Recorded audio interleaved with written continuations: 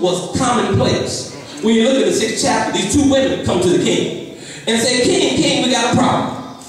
King says, what's the problem? Well, we decided we were going to eat our kids since there was nothing left to eat. So on Monday, we were supposed to eat Sister Jones' kid. And on Monday, we ate Sister Jones' kid. But on Tuesday, we were supposed to eat Sister Smith's kid. But Sister Smith is hiding her child. And we need you to get her child out here so we can eat. The king, disturbed, rips off his kingly robe and underneath sackcloth and ashes. Underneath the kingly garment was the garment of mourning. And then he blamed the preacher for his problems and said, we need to kill that prophet Elisha. Now, where y'all supposed to be? The sons and the daughters of the Most High God. Yet when famine and poverty, just let a little trouble come and knock on our door, we start eating each other, don't we? Amen. We start eating each other. And it affects our children because we really eat them. All the little tic-tac things we do, start eating at each other. Amen. And then, when it really gets bad, the church facade comes off. And who we really are begins to show. You know, all of those smiles, I'm too blessed to be stressed, I'm highly favored. And underneath, we are breaking up on the inside. Underneath, that we are just one moment away from losing our ever-loving minds. And it begins to come out. And then we get mad at the preacher.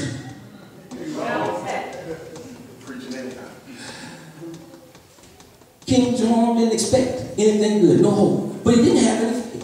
When you look at his track record, check out 2 Kings chapter 1. God made him king when his brothers really should have been king. In chapter 3, God gave Jehoram the advantage over the Moabites. He should have lost. In chapter 5, God healed Naaman, the captain of his army, when he had leprosy. Now, King Jehoram witnessed the hand of God moving over his life, and he still didn't have any faith. Y'all know some people like that? God blesses them again and again and again and again and again. And all they can talk about is their problems. Well, yes. Well, why was the king always having a pity party? Well, when you read 2 Kings chapter 3, it says that even though the king tore down the idol gods, he still held on to the sin of Jeroboam. Okay, wait a minute now. I don't remember Jeroboam in Sunday school, so wait a minute, I had to do a little research here. Now, who was Jeroboam? Jeroboam was a king you find in 1 Kings, chapters 12, 13, and 14. And Jeroboam did build idols to false gods, but he didn't do it because he believed in false gods. He did it because he was afraid of what other people would think. See, he wasn't supposed to be the king.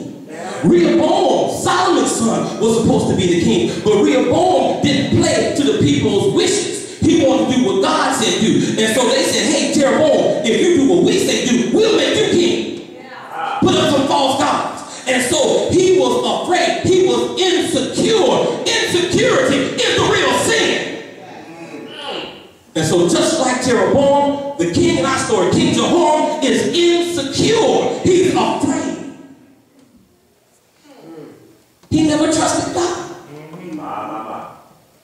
What makes some of us insecure? Are we worried about maintaining our status? Are we concerned about not having enough money? Finding friends, finding a career, doing well on our job? What other people think about us?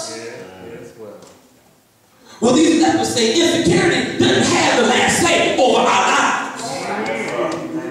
You know, I wonder why STDs and unwanted pregnancies still are on the rise in many of our communities.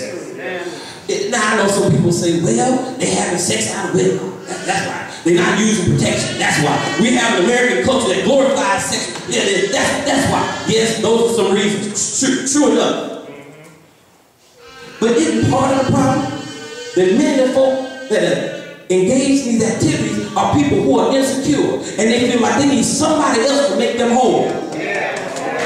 Insecurity. That's really the reason why people are talking about our president right now.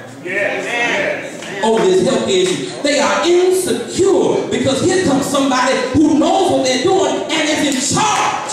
And now they're put out of position and title and places, and they don't know who they are without their title anymore. They don't know who they are without the power they used to wield. Who am I? I need to hold on to my title. I need to hold on to my power. See, I was telling Charles' class the other day that the real opposite of love is insecurity, not hate. Hate is the vehicle that fear uses. And so all of the hate tactics that you see is really people who are scared. These are people who are afraid. They are afraid of change, afraid of transition.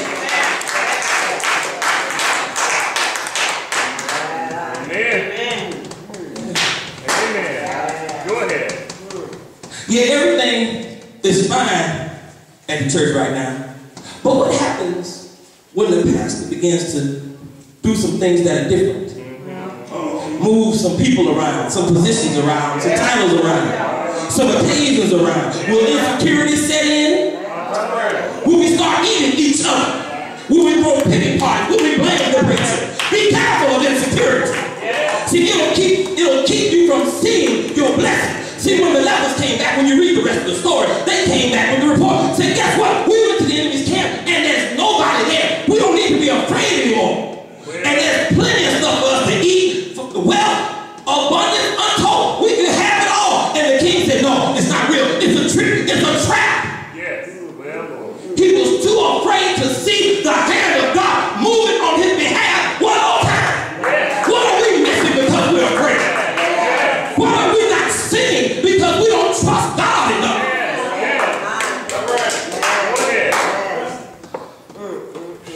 It's all right. Be careful with insecurity. Be careful with insecurity. Be careful. And so the real question is, how do I get out of the insecure mindset? How do I get away from being like the king and being like the lepers? How do I get to be like them? Let me tell you a little story. Reverend Cherie and I were in the airport in Chicago a few years ago, trying to catch a flight, get home. Lines were long in the airport. Y'all been in Chicago, you know, they can have some terribly long lines. I mean, the line was so long, and I'm not exaggerating, she's my witness. That line was longer than from this wall to that wall, probably twice. And it was so bad. Everybody in line realized that they were going to miss their flight.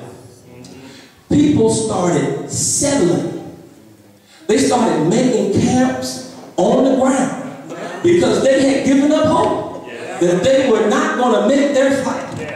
And I started to put our bag down and say, well, I guess we're not going to make our flight either. And then an airline worker was walking by, looking confused, scratching his head and mumbling to himself. And I can hear him, wonder why all these people are sitting here. Why are they settling down here? Why are they missing their flight on purpose?